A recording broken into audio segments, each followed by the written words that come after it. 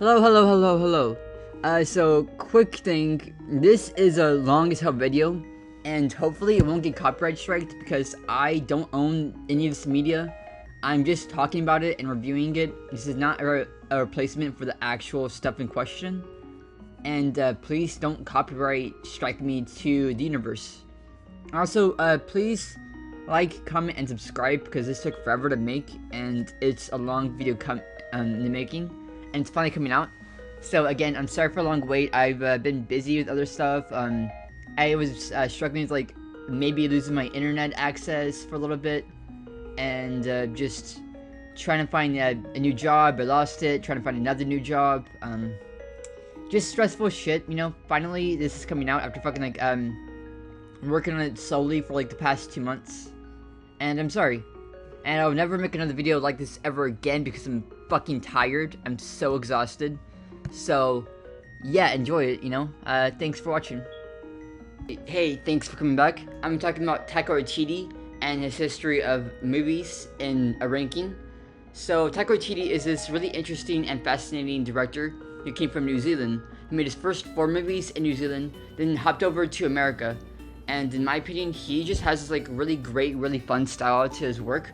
It's like really flashy. It has these like, great like color palettes that like always work for the movies that they're in. Dynamic camera angles and movement, and really like snappy like dialogue. You know, it's almost like kind of a toned down Wes Anderson, and just fucking good. You know, most of them anyways, if not all, have like an ensemble cast, have fun characters, have some kind of like deeper drama or like deeper motivation behind the characters, like, you know, just jokey personalities or behavior, and it's all together just like really fun, really good shit, you know. But over the years, while he's made plenty of like really great movies and really fun movies, he's made some stinkers as well. Not having the experience, not having the budget, not having the time. I want to talk about his movies and overall like why I think, in my opinion, he is a really great director. He's great when it comes to like big casts of characters and like working off those characters and like their drama. But there are times where like it isn't always like well played out or like well handled. You know, like the cast isn't really like hitting it in the right places, or there's like production hiccups where there's like kind of like tonal issues. I get where all these movies are trying to go for and like what all the tones are and what all like the expected beats he's attempting to hit with each story. But there's like 2 movies in particular where it feels like he just really doesn't land the thing he needs to make the movie hallmarks you'd expect it to hit for like his other projects. And one of those movies is unfortunately his actually, in my opinion, worst movie on the list, and it's his like most recent one. And well, it's his like second most recent one actually. It was the most disappointing thing since my son. I mean, how much more could you possibly fuck up? Thor: Love and Thunder. So, damn, this movie it sure is, it exists. Like, here are things I liked. There are still points with the action sequences that like really like visually pleasing and exciting. There's some great visual aspects because again, like he is working the same crew that he carried over from Thor Ragnarok. Like that nice like flashy, really like bombastic style at key moments. And clearly ILM's like trying their damnedest. That can be thanks to the comic panels they pulled from like for these scenes. That are basically like their storyboards and certain like sequences. And again, ILM did fucking fantastic work trying to like just their damnedest. Like genuinely, there is staging, jokes, etc. that are actually fun as hell.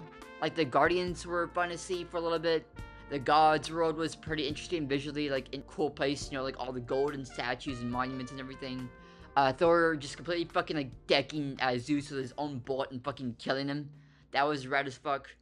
Christian Bale as the God Butcher, scaring kids. I love that scene. It's fucking funny as fuck. Also, sincerely, there are scenes that look damn good. The negative world and the way the shadow monsters attacked like the new Asgard's village, like fucking really sweet. Also, Lady Thor and Thor making amends as she is dying from cancer was pretty emotional. Like they have to get in touch with each other after years of isolation, leaving each other behind. She first comes to Valkyrie about what's happening before Thor didn't know how to like, address like what's happening to her at Thor directly. Then Thor and Lady Thor finally get to talking, and they like grow closer as a couple, like reconcile their past issues. she confronts him with like how she's dying from cancer. There's like this huge emotional beat where she sacrifices her own like last remaining months on Earth to protect these kids and like to help fight off against God Butcher. Like all that shit's fucking like just really damn good shit. Then fucking God Butcher lashes out. There's a big attack, and Thor, instead of killing him, actually reconciles with the big bad and has him give up his like last wish to save his daughter. And while he's dying, he's able to actually take the daughter from God Butcher and raise her as his own.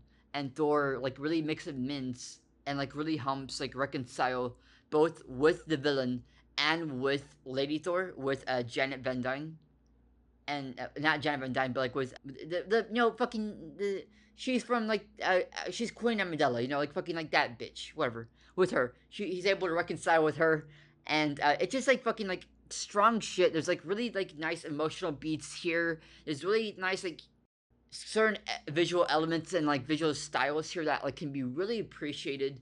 There's certain like levels of like there's certain comedy beats in isolation that work pretty well, but as a package overall, it's just fucking off, man. I can't stand the VFX team like being rushed to put out some jaw-dropping bad at VFX at points. Like, how did it get this bad? Like, you guys had an extra few years. Come the fuck on, man. Also, the comedy here, oh man, even more than the other lower rated. Also, the comedy here, oh man, even more than the other lower rated movies on this list. They're at least funny. Like the comedy lands in those movies like more often than it does here, and the characters are more likable than they are here. Like I said earlier, that the characters' stories are good, and that in isolation their jokes are good, but the script and dialogue really get in the way of what is a good character drama between Thor and Jan Foster. Remember her name now? Ha, check it. Yet they feel a little underdeveloped. Like there was some issues with the Ragnarok having underdeveloped aspects to it, but that was like hidden by like a really great fucking story and really great visuals and dialogue. Yet here it's just like points in the script, like it feels like it's missing. Like it feels like it's missing, like the pacing and missing like these key build-ups to these dramatic moments. Like there like isn't enough. There's too much comedy like it's interfering with the drama most, and like the dialogue isn't like nearly as strong as it could have been. Like it needed another fucking draft just to pass like the issues the first draft had, and they never did that. It's so weird. Yeah, the God Butcher is a good character, but the story is just for a few scenes, like maybe in the movie for like 30 minutes at most, maybe. Like it doesn't leave the same impact as Helena did in her movie. We don't need that familial attachment, sure, but a compelling build-up to the finale would be nice. Like as a package, this movie goes from one scene to the next and it ends. Even with the positive elements I mentioned earlier, doesn't save this movie from being somewhat forgettable and washing over you, like the same cast and crew on the sequel to one of the best movies of 2017, but the energy and heart are missing. The side characters are annoying, Korg just overstays his goddamn welcome, like Taiki, Rock Monster, works great in doses, but here it's an overload. Like, well, time to move on, I guess, but it's still just like fucking like baffling how this movie managed to be so disappointing compared to like what we saw before. Like before, yeah, it's like really fun movie, and it just isn't here now. Like what happened to it? What happened to my fun movie? I don't get it. It's such a fucking like no-brainer. Like we're getting the same fucking few cast members and same fucking team from Thor Ragnarok and same few cast members from his past movies, and like it should be good, but it's not. What the fuck? It's so sad. It's a sad day. This movie is Eagle vs. Shark, which is, I want to say, his first movie that ever came out, so I'm going to try to be a little understanding that it's like a person's first project. There's like going to be rough edges and rough beats to it. But with that said, I think it's probably one of his worst movies, and I don't want to watch it again. Sorry. Alright, this movie is the most mixed bag I've watched in a minute. First off, it's as respectable as fuck about how good and well made Taiki's first movie was. Like, in terms of directing, his awkward comedy and humor, along with finding humanity with troubled characters, which for this movie is a double-edged sword. One hand, it's endearing and funny, but on the other hand, what these characters do and how they act make me turned off. I'll get to that in a moment. The good stuff. There are moments in this movie, just the comedy and humanity really shines through. Points like where the nephew and Jared's daughter are playing guitar, it's wholesome as fuck. The second family dinner we see is so lovable and wholesome. The character interactions, the way they play off each other, the 80s party, Lily and her brother's relationship, Jared's oddball family and getting to know them better in the second half of the movie. The connection between Jared and Lily have a whole like wholesome and awkward moments, awkward like feel to it, in such a like a Napoleon Dynamite fashion for like the first 40 minutes.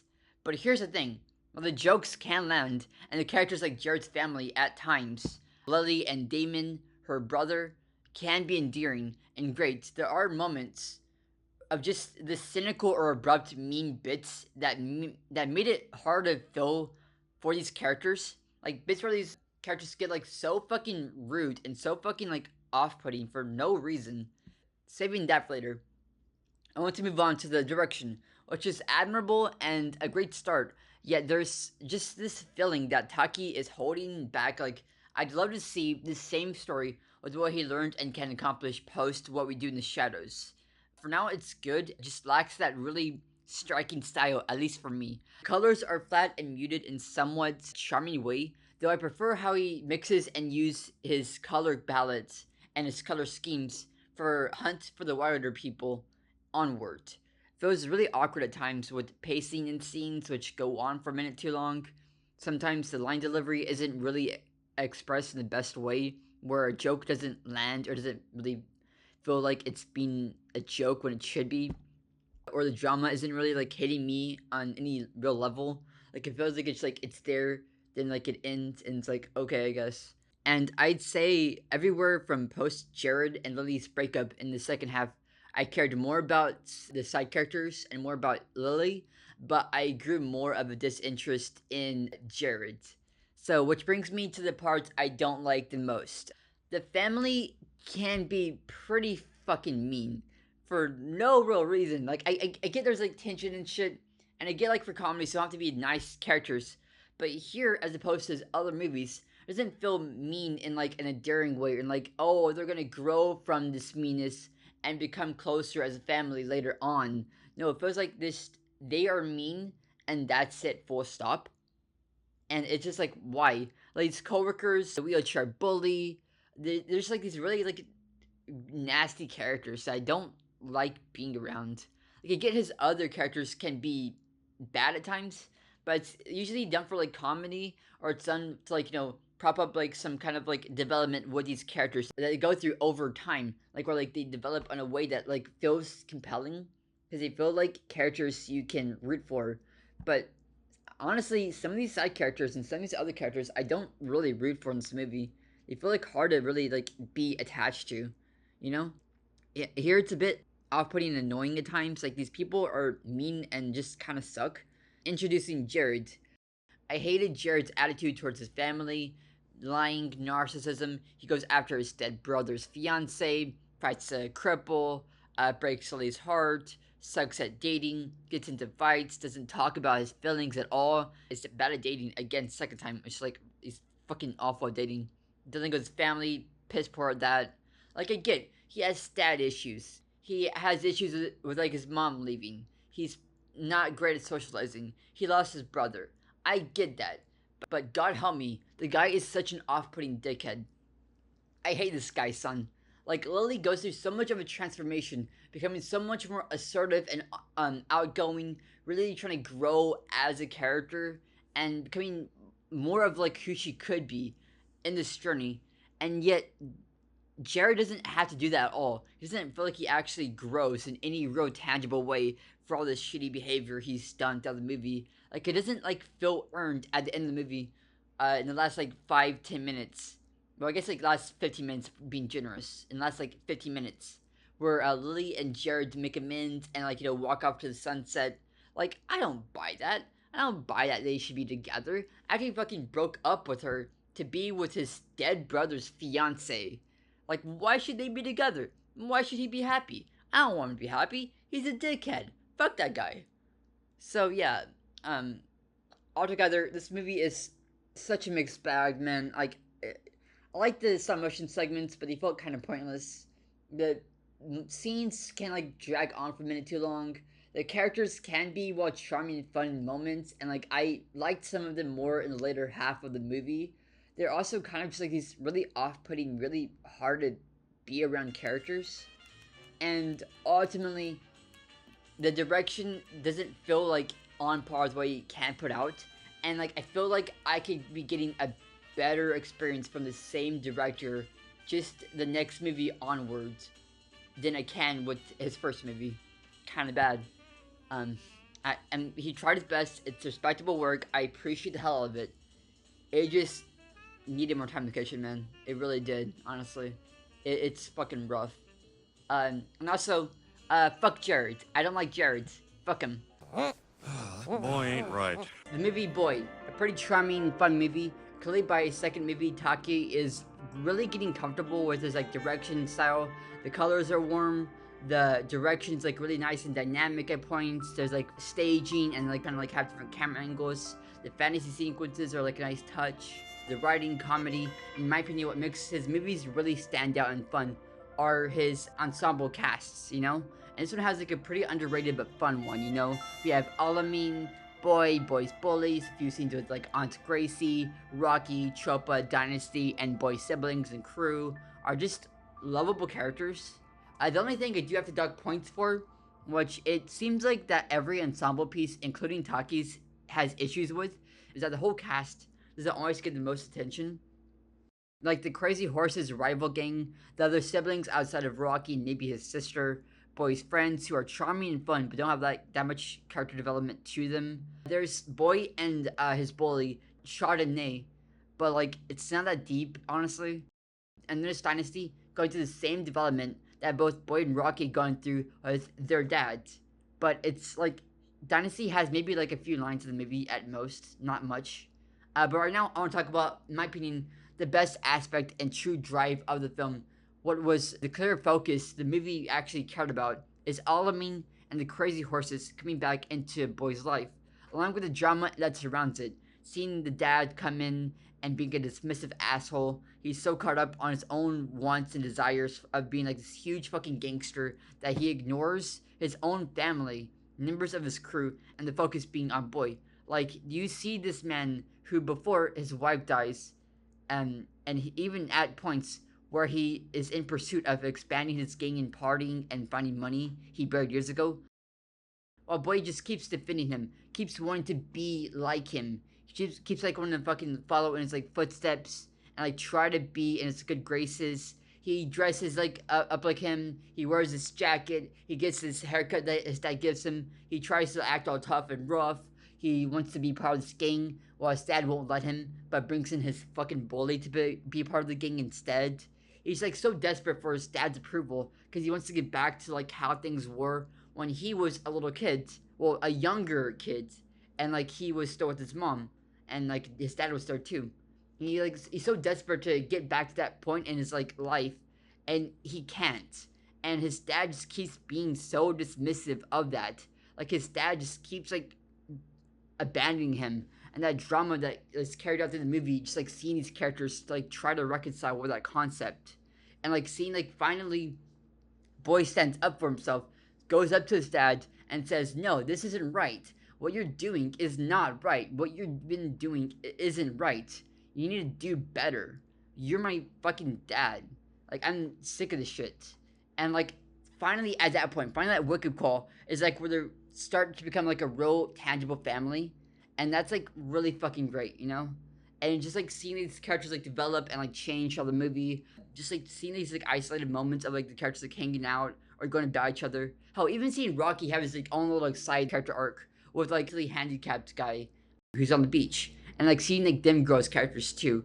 It's like just like this simple, charming movie that isn't like that flashy or isn't like that like, you know, big or vast or like, you know, fucking like huge world-ending event or is it about like fucking Nazi Germany, or is it about like fucking, you know, like across country? But it's charming, you know. It has its own, like, you know, heart to it. It has its own charm to it. And for his second movie, I argue you should watch this over Eagle versus Shark every day of the week and twice on Sunday. But yeah, it's a solid movie. It's not too bad. It's not like the best movie ever in the fucking world, so it's not gonna be like that high on the list. But for what the movie is, what it's trying to achieve, I respect it, you know? It's a pretty solid film. You know, check it out. It's fucking fun time. Why not, you know? But yeah, with that said, it's like not that deep. It's not like, you know, that like far on the list, because there's like just better movies that are coming out later on. But for what it's worth, this movie's charming. It's like underrated. It's fun as hell. You can find it for free online right now. So fucking just like watch it. It's a good time. I got separated from my platoon after we parachuted into Dusseldorf. So I rode out the war posing as a German cabaret singer. Okay, now I can feel like the heat battering me from like all people. Like, holy shit. It's a great movie. How could you fucking like have it so low on the list? What the fuck's wrong with you? Oh god, why? And it's like, I like it, okay? I do. Jojo's Rabbit is a fucking great movie. It's charming, it's sweet, it's cute as fuck. But look, alright? All these movies after Boy are great movies. You can put them in like any fucking order and you'd be right. There'd be no argument about it. But something has to be in 5th place. I'm sorry. It just has to be this one. It has to be like in the place that this one is in right now. In 5th place. I'm sorry. I don't make the rules. It has to be that way. I mean, like, it's a great movie. I like it. Alright, don't be mad. Oh shit, son. But with that said, this movie is charming as hell. The characters feel like they have that extra depth with them that I didn't realize until like I saw the movie for a second time. 2, the point where even the Nazi assholes have this like really deep like layer and thing going on with the character. The best characters to show this with are Captain Klenzendorf and Finkel, which, it comes to think of it, they're a gay couple. I didn't realize watching this movie until I fucking read a goddamn like article about it. But apparently, Captain Klenzendorf and Finkel are actually in a relationship. In one scene, you can see clearly a pink triangle representative targeting gays in Nazi Germany on a desk. And their outfits and the fact that they're always close to each other. In the fucking pool house, they're laying on top of each other. I mean, come on. Of course they're fucking gay and they're great. I love them. Like at a camp, from the opening 20 minutes or so, Jojo blows up his face. That scene was fucking like really great and has them both like bouncing off each other in this like fun back and forth. Then we see them working side by side at the Captain Klendorf's demotion placing within Berlin, where they are coming up with like defense plans and eating breakfast together, playing along with Jojo's investigation of Jews for his book. And then they defend Berlin together in these colorful, flashy costumes. And that's just fucking like charming as hell. And again, it's so fucking obvious, like looking back at it, they're gay. Oh man, that's like just one aspect to this movie I didn't even fucking like realize before. Like, I mean, Jesus Christ. I also didn't realize that in this movie, the girl that Jojo's mom is hiding to protect her, that she's actually friends of Jojo's now long gone sister. And like, that's fucking so cool. Like, I mean, she knew Jojo back when he was a kid. I knew that part. But I didn't realize that like fucking they were basically she was basically friends with the family with Jojo before he could even really remember her that well. And just like stuff like that in this movie is fucking like so damn clever and so damn cool. I want to talk about like Jojo's journey and how it's like reflected in Nazi Germany and how like it's representative of like just coming down and collapsing around him as he's actually becoming de-radicalized in real time. Like, that's like such a clever fucking like detail I'd never realized before. Like, it's so fucking cool. That's genius. We see public sentiment going downhill, soldiers showing up with like covered bandages, all bloody and shit, raids, Italy falling, the Allies coming in closer as Rosie and Jojo fight over the future of Germany. Rosie does her part of the resistance. Jojo and Lisa grow closer together. Rosie, Jojo's mom, dies. Freedom fighter.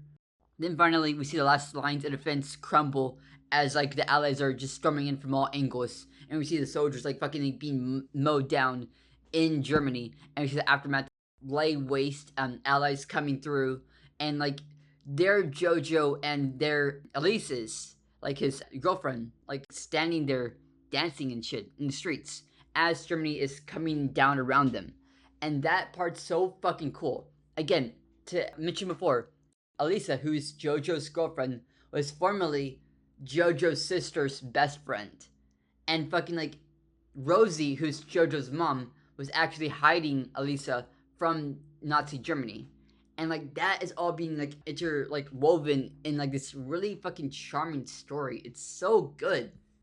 Then we have my favorite element, which is Rosie, who's this really headstrong mom of Jojo, who's like stuck in this horrifying situation where we see her try to keep Elisa safe from the Nazis and fight for Germany's future, and along with her trying to get her son back and be de-radicalized from like this Nazification. The whole journey is tragic as fuck, along with like Elisa and Jojo growing closer together, at first going at each other's throats, then like Jojo learns about like Elisa, and Lisa learns to like take her defenses down, like go closer to Jojo. It's fucking charming. I'm just kind of like going in circles now, talking like the same fucking aspect over and over again, but it's fucking charming as fuck. Okay, the editing's charming as hell. The fucking like little action sequences we do see is fucking really cool. Like that one sequence where fucking Captain Klutzendorf is like shooting and like fucking like we quick zoom like as he's shooting. That's cool as fuck. Seeing Taika Waititi as like this imaginary friend Hitler. That's cool as fuck. The framing, the editing, the style, it's just fucking poppy as hell. And the colors like really bounce off. From the opening like sequence of this song playing, a Beatles song playing, while Nazi Germany propaganda is like going off in the background. That's cool. And like this little montage. It's like this whole presentation's like fucking so good. This movie's so fucking good. Watch it. Just watch the movie now. Fuck what we're doing right now. Just goddamn watch the movie. It's a fun time. Though, unfortunately, I like the other movies just like slightly more than this one in terms of the character and the stories and like the fucking visuals. I feel like are like not as good as not actually as good as this movie, honestly. But I like a lot of other aspects about his other movies more than this one. I feel like they're like just more well-rounded, better packages when it comes to like being good movies. It's shin armor, brah. Okay. Oh, my shin! You broke my shin! I too wish to test the shin armor. They're not guarding anything! Not a thing! Oh, you guys playing sock him too? Cool. Alright, we have this movie that I feel like people didn't really give a fair amount of attention to, or according to some ratings, label as one of the worst movies from Taika Waititi. Like, what? This is really the worst one? Okay, hold up. No, man, come on. This movie's actually pretty good. Following the story of this guy called Thomas Rogan, who IRL joins the American Samoa International Soccer team. The team that years prior got their assets handed to them on the world stage against Australia. So we follow up that team in 2011. Thomas is at risk of being dropped from the American Soccer Federation for like losing his fucking shit and going like, I'm a fucking man and stuff. How fucking like dare you? I'm the goddamn king, bitch. Fuck yourself. And like screaming at the team as like past soccer teams, really like blowing his like bridges and chances. He's like a divorced guy. His daughter's worried about him. Yeah, go down to this fucking American Samoa and fucking get your head straight, dude. And he's like, he doesn't want to be there at all. He doesn't really give two shits about the team. He doesn't care about like what happens to them in any way. It's like pretty much up to this like one guy to figure out like what the fuck I'm supposed to do. How the fuck I'm supposed to like salvage just like once like pretty okay team, but they're all fucked up. They're all like just dog shit. And pretty much he doesn't like really take time to understand the culture, understand like why they act the way they act. They pray at a certain time. They have this one character called Jaya, who pretty much is like transgender girl, although they have a different word for it, but I can't fucking remember it right now. Pretty much like everything's like really slow going, everything's like really peaceful, really like one with like just like the community, and everyone has like multiple jobs. It's a very small population of about like I want to say 1,500 people, maybe like 15,000, but it's a very like tiny community. he's like just left feeling so like jaded and devastated that like he yells at the team. He doesn't really go through the practices with them and like really try to understand them in any way. And it all leads up to this like, massive fucking blowout. Pretty much like he is yelling at the team, not doing anything right. He keeps fucking like going away. And team's like, we don't fucking know who this guy is. We don't give a shit about this fucking guy. Why is he here? Why is he fucking telling us how to do our like thing? We don't fucking play soccer. We don't need this asshole. Pretty much like the guy's in charge of the American Samoa international soccer team is going to his son. Like, we need this guy. He's gonna help us get us to the fucking big top. And like, you know, he gets his like wife to like help chip in, like, you know, clear the mood, and like he gets into a Jaya, calling her by her dead name during soccer practice. It really heats up. But over like the course, like, you know, really getting to know each other and getting to be more connected, going this whole journey, hiking, going to more practices, I really get to like hang out and like be part of like a small kind of found family in a way. Qualifications, where they go up against another Pacific Island team, and they have to like face each other. All culminates is like really uplifting, really like upbeat finale to the whole movie. Characters are pretty lovable and pretty charming. You got Smiley, you got Ace, you got Jaya, you got Thomas Rogan, you got the Nikki Saltil, and the rest of the team, you know?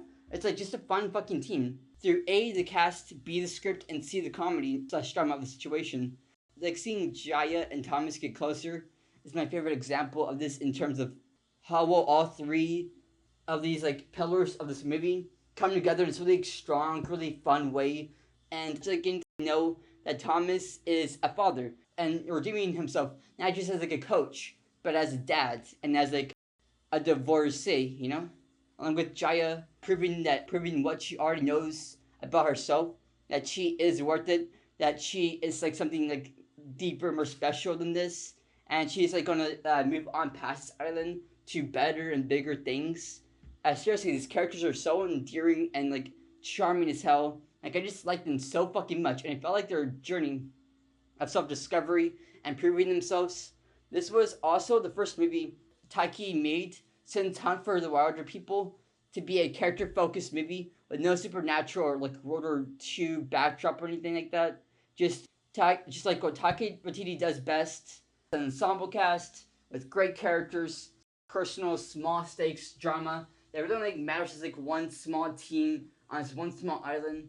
But you can like feel the passion, feel like the drama, and feel like the characters just come from that.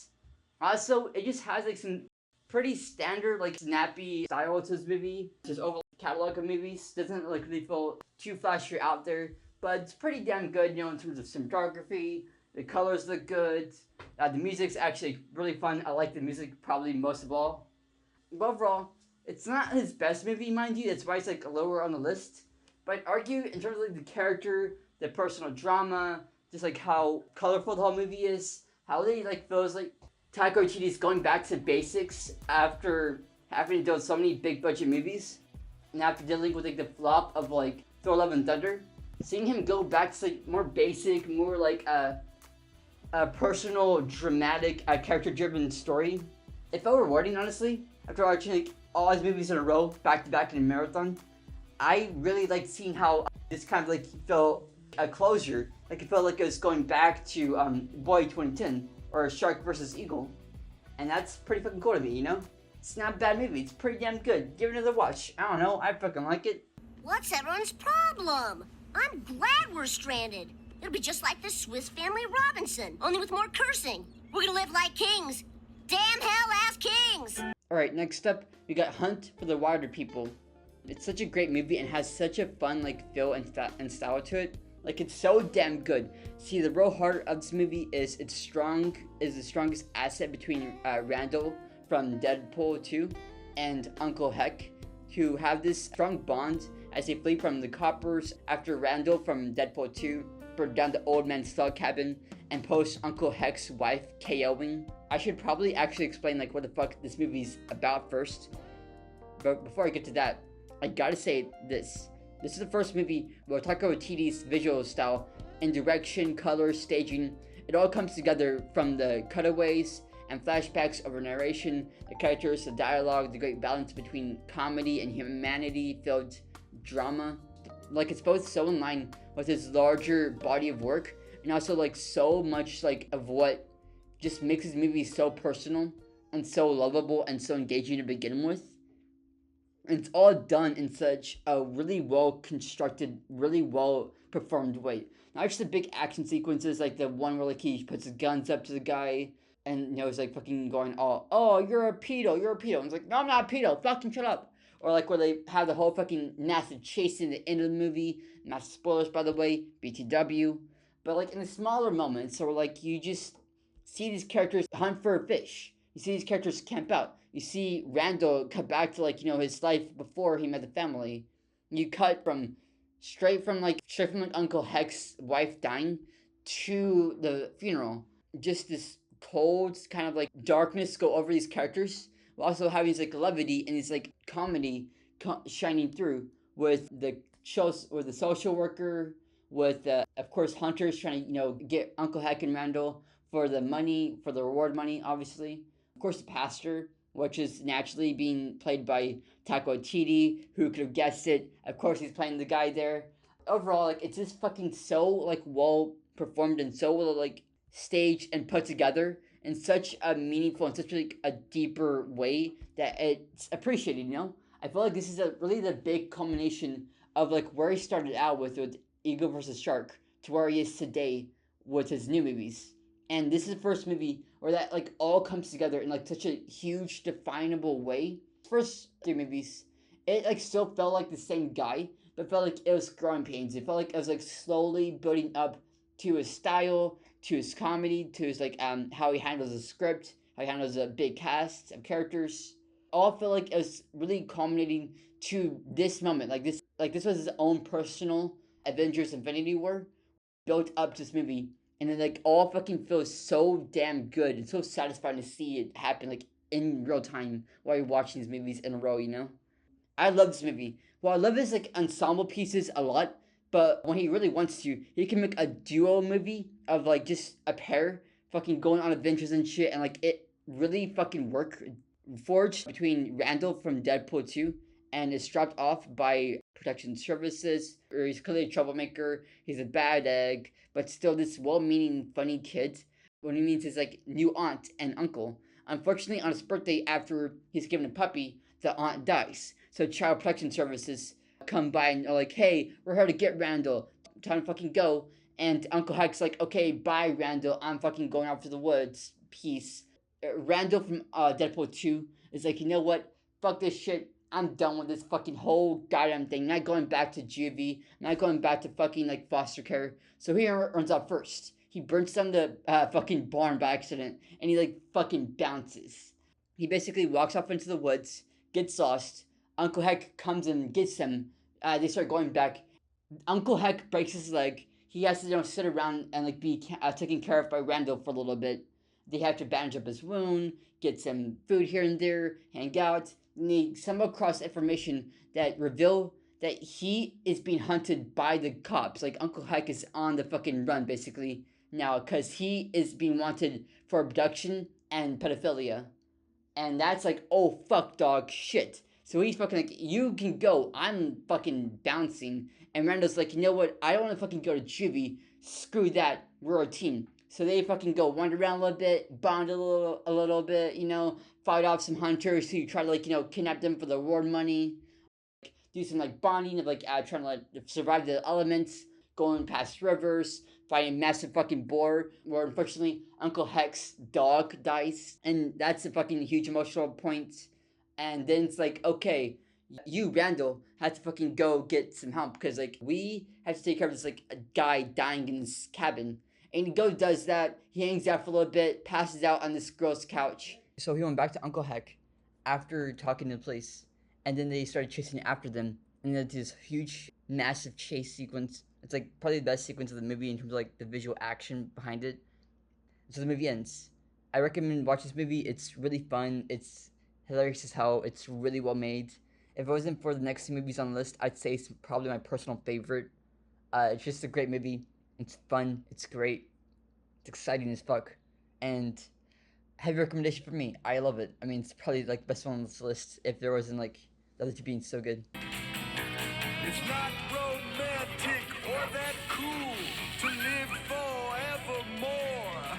Or when you have to buy your undead things from Danville's one golf store. This movie's it. This is a movie where I really get a hint of what like Taika Waititi can offer, and like it just like really all comes together in a great way. What we do in the shadows, where the cast really feels like it's fully realized, while outside of Peter, who I guess you could say is pretty cooked.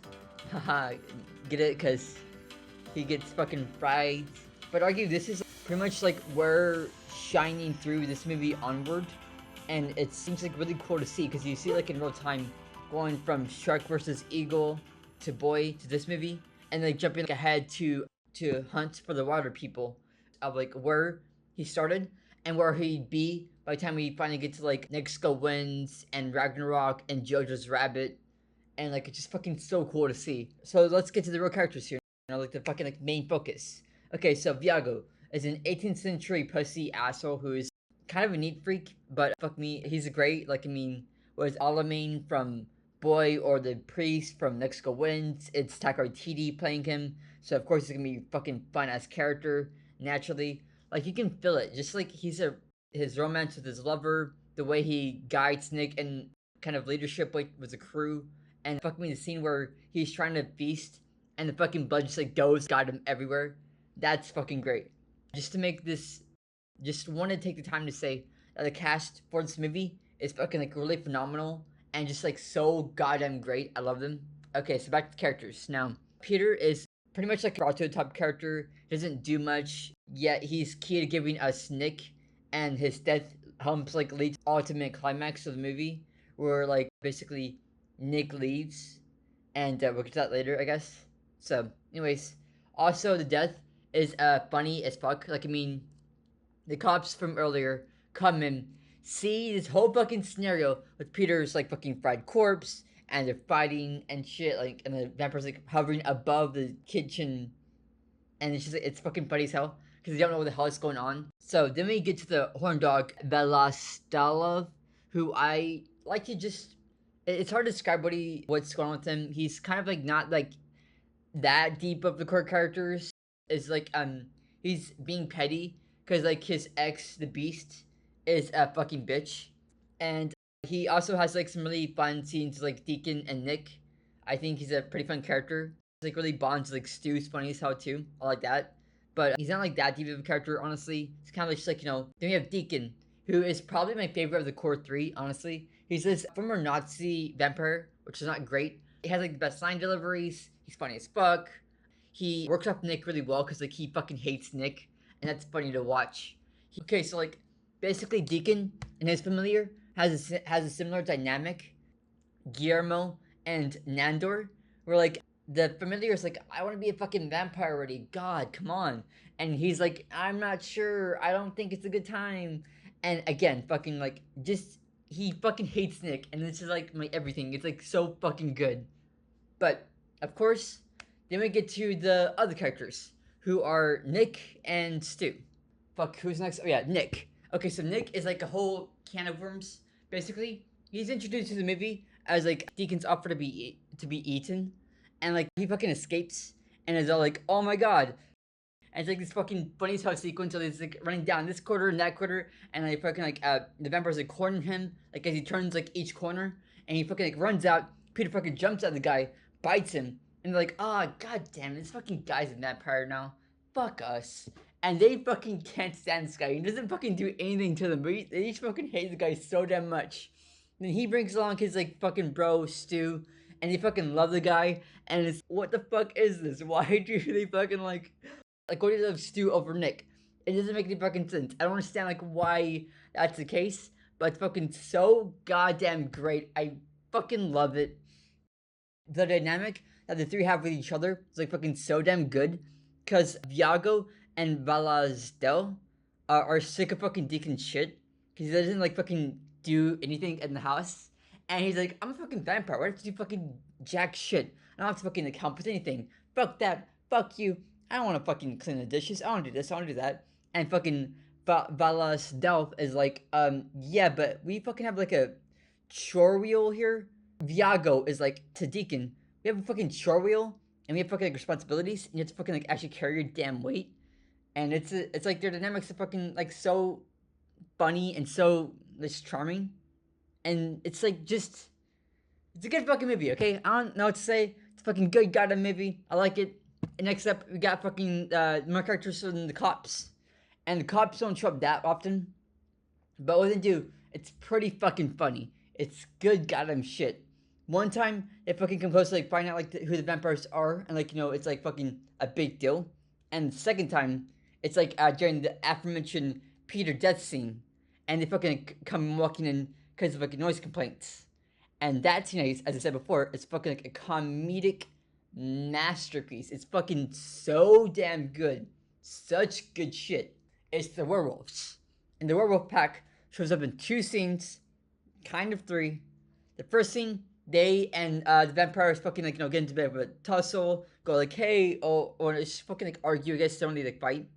And they go like, hey, I don't fucking like you. I don't like you either. Go fuck yourself. No, you go fuck yourself. Fuck off. And they fucking go separate ways. But the second time, after the fucking big party that happens, they fucking totally go apeshit on the vampires and fucking almost kill them all, practically. It's fucking insane. It's like the darkest the movie ever fucking gets. Like, it's fucking wild. Camera crew members die. Vampires run off, like, fucking practically all dying, almost. And of course, we lose Stu. Oh my god, fucking Stu's dead. We stood up for him at the vampire party to keep him from fucking, getting eaten alive and dying at a vampire party. And like fucking there's Stu is. There's our like grave for him because he's like been shredded to pieces. But turns out comes fucking walking back in at the very end of the movie, and guess what? He's goddamn alive, son, and he didn't fucking die. I mean, he got turned to fucking werewolf, and like it's just fucking so goddamn chef's kiss. Good movie, good shit, fucking love it. Oh my god. Oh fuck, the story, right? So the story is kind of like, oh god, the story. It's like basically it's like fucking follow these guys trying and kind of in a way failing to get prey to eat on, to feast, to go as they go about their business and day. Teach Nick how to be a vampire, following their bromance with Stu. Then eventually Nick has a falling out with the vampires and is like, fucking we're done, but Stu can stay because Stu is fucking really cool. So cut to the party, and they're all invited, and fucking sure like Nick bites Deacon's familiar, and he's like so mad about that. He's like fucking really upset. You fucking bit her, and like she's my fucking like assistant. What the hell, man? They have a big fight about that, and of course the vampires almost find out like fucking just like regular guy, and they want to fucking eat him. The vampires like fucking all like come to his defense and say like, hey, hell no you aren't. Fuck off. And fucking steers the balls ass motherfucker comes running in and stabs one of the vampires in the fucking back with a stake and saves the day. And of course, another key piece kind of is with the character of Valistov, who actually gets back together with Beast, and he's kind of like nearly killing himself because he didn't want to fucking eat any people. Because he's like upset about Beast being at the party. And that all leads to like the big finale. Werewolves, big attack. Werewolves and vampires attacking. Werewolves almost kill vampires. Stu becomes a werewolf. Good stuff. Funny shit. Good fucking stuff. Love it. Love to see it. And of course, how can you fucking forget the goddamn mockumentary style? Which is so fucking cool to see. And again, it's been done before. You could fucking like say like, oh, he's like gone from like real proper indie movies and like already done before horror comedy thing, but the style works out fairly well with the mockumentary bent to it, especially towards the end with the werewolf attack on the vampires. So it's like the camera's like moving around a bit, kind of focus on like the werewolves attacking the vampires too much, so you don't get to like really see the bad effects. For a cheap movie like this, it works out fairly well. And again, you get to like know more about the characters' personalities with like these little like interview segments, which help a lot, goes a long way. And ultimately, I like the movie, The characters are fun, comedy's great, the fucking effects when they are there, not too off or too bad, because like the camera like, documentary style comes to that a lot. And again, It's fucking just like a main highlight of this whole fucking marathon. It's fucking really damn funny. And I didn't talk about the lore too much because like that's like more of like the show's department. But I gotta say, like, I recommend the show a lot because it's really damn great and really explores the lore even further than what the movie could do. And ultimately, both are fucking fantastic. The movie is great. Watch it. Watch it now. Fucking go. Stop watching this and watch the movie. It's fucking really funny. Go. Go now. Go. Fucking just do it. Just fucking do it. So yeah. It's a good time. I spoiled it. Sorry for you. But, I mean, that's like kind of the deal of this whole thing. It's gonna be spoilers. Grr, we're here! We're finally here! This movie is like a fucking heavy metal cover coming to life. It's so fucking awesome and rad. Like, god damn it. I mean, it's like, I really tried to find any other movie he made, but fuck it, I couldn't. The action is so rad and it's so fucking cool, and it's the best when he's fucking made. I mean, from that opening sequence, there's like this really high octane action, and how striking and stimulating the fucking cinematography is in it, to the very closing sequence, the undead army of Helena versus Thor, Loki, Valkyrie, and other Asgardians and other gladiators from like fucking Sakaar clashing in this visually batshit scene. Following the camera along as forces beat and strike each other, the escape from Sakaar, the gladiator fight scene, Helena wiping the floor with Asgardian army. Then there's like the cast, you can't beat them, tied with great performances, dialogue, and how the story really plays out.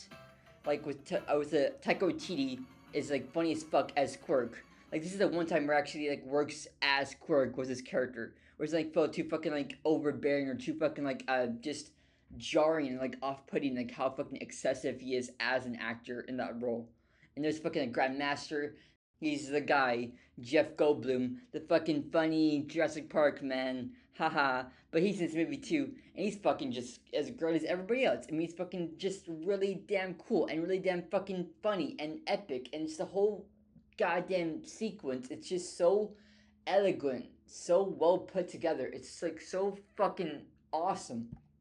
I mean, fucking breaking down one little scene in particular, I think is really selling to the point of like how funny this movie is as a feature, and that's a fucking like whole little show he puts on when he like is taking the role as Odin supposedly, and it's like this whole reenactment of him dying against the dark elves, and he's like, oh my god, I'm so dying, and I'm sad and shit, and it's like just it's so poorly acted, but it's just fucking good. It's funny shit, and it's just so well timed and so well formed in like capturing that moment, but a comedic twist. And that's the whole movie. The whole movie can like do that fucking seamlessly, you know? Go from like really dramatic, really poignant moments of like really strong character building to like really funny, just hilarious moments or like really intense action sequences, you know? At the drop of a dime, it's fucking so damn good.